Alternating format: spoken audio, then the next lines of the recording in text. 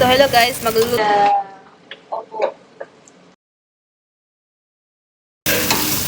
Yan, onion ring. Live. Of course, meron tayong sardinas. 5-5 tuna. Charot, 5-5 sardine. Ayan guys, nilagay ko na yung sabaw ng sardinas. Siniparit ko yung laman para hindi siya madurog.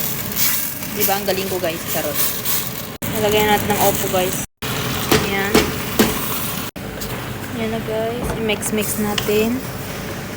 Takpan muna natin guys. Ayan, kumukulo na. Of course guys, lalagyan natin ng asin. Konti lang. Guys, may niniluto din ako dito. Myanmar recipe. Luto ng ating opo. So, lalagyan natin yung laman ng sardinas. Ayan na. Lalagyan ko rin siya ng malunggay. Natin ang malunggay. Guys, ready ng ating ulam.